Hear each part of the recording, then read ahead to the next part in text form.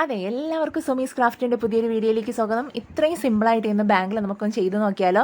ഇതിന് വേണ്ടി എടുത്തിരിക്കുന്ന 2 കട്ട് ബാങ്കിളാണ്. കുറച്ച് ബീഡ്സ് എടുത്തിട്ടുണ്ട്. ഒരു 3-4 ത്രെഡ് എടുക്കുക, ഒരുമിച്ച് വെക്കുക, അതിലേക്ക് ബീഡ്സ് കോർത്തെടുക്കുക. നമുക്ക് സൂചി കണക്ട് ചെയ്തും കോർത്തെടുക്കാം കേട്ടോ. നമുക്ക് ആവശ്യത്തിന് ഞാനിപ്പോൾ ഒരു 2.5 ലെയറിൽ കൂടുതൽ ബീഡ്സ് കോർത്തെടുത്തിട്ടുണ്ട്.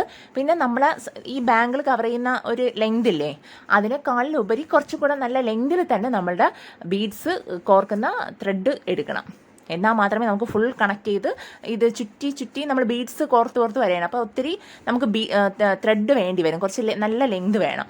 അപ്പോൾ അത് ശ്രദ്ധിക്കുക കേട്ടോ. അതിനുശേഷം ഇതുപോലെ നമ്മൾ സാധാരണ നമ്മൾ എങ്ങനെയാണ് ഈ നൂല് സിൽക്ക് ത്രെഡ് നമ്മൾ ചുറ്റിയെടുക്കില്ലേ, അതുപോലെ തന്നെയാണ്. പക്ഷേ ഓരോ ലെയറിലും ബീഡ്സ് ഉണ്ടാവും. ഞാൻ ഫാബ്രിക് ഗ്ലൂ വെച്ചിട്ടാണ് നമ്മുടെ ത്രെഡ് എപ്പോഴും അറ്റാച്ച് ചെയ്യുന്നത് കേട്ടോ. B7000 അല്ല, അവിടെ ഒരു മാർക്ക് ഉണ്ടാവും. അതുകൊണ്ട് ഇത് നന്നായിട്ട് പേസ്റ്റ് ആയിരുന്നോളും. കണ്ടോ, ഇതുപോലെ ഓരോ ലെയർ നമ്മളിങ്ങനെ കോർത്ത് എടുക്കണം. കോർത്തെന്ന് വെച്ചാൽ ചുറ്റി എടുക്കണം. പക്ഷേ ചുറ്റുമ്പോൾ ഒരു കാര്യം ശ്രദ്ധിക്കുക, നമ്മൾ ചുറ്റുന്നത് ഒരുപോലെ, അതായത് ഒരു ഗ്യാപ്പ് ഒന്നും വരാത്ത രീതിയിൽ കുറച്ച് ടൈറ്റായിട്ട് തന്നെ ചുറ്റിയെടുക്കണം കേട്ടോ.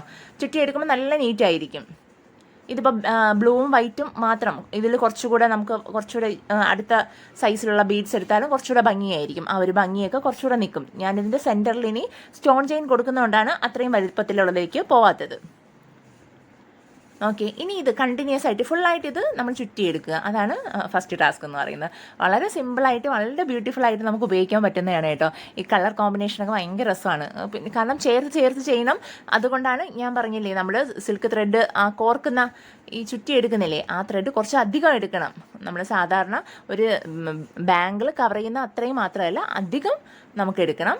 അതിനുശേഷം ഇതുപോലെ ഇങ്ങനെ ചുറ്റി എടുക്കുക. ചുറ്റുമ്പോൾ ത്രെഡ് കുരുങ്ങി വരാതെ ഉടക്കി കിടക്കാത്ത രീതിയിൽ ഓരോ പ്രാവശ്യം എടുത്തെടുത്ത് തന്നെ പോകണം കേട്ടോ. അത് ശ്രദ്ധിക്കണം.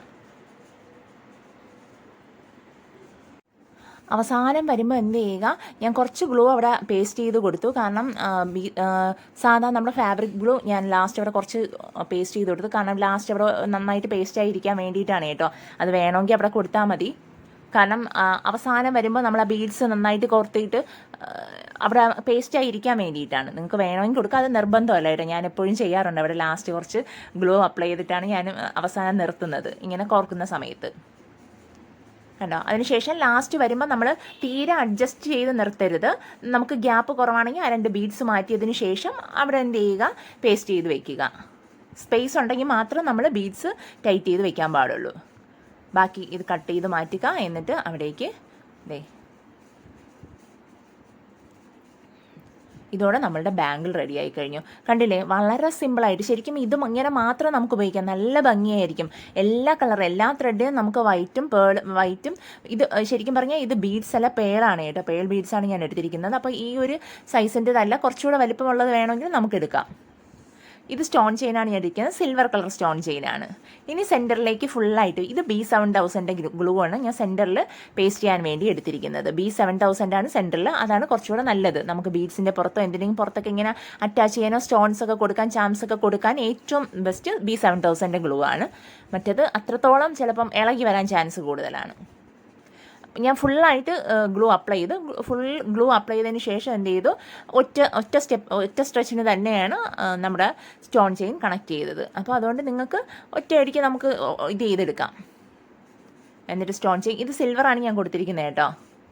സിൽവർ സ്റ്റോൺ ചെയിനാണ്, ഏറ്റവും ചെറിയ സൈസാണ് യൂസ് ചെയ്തിരിക്കുന്നത്.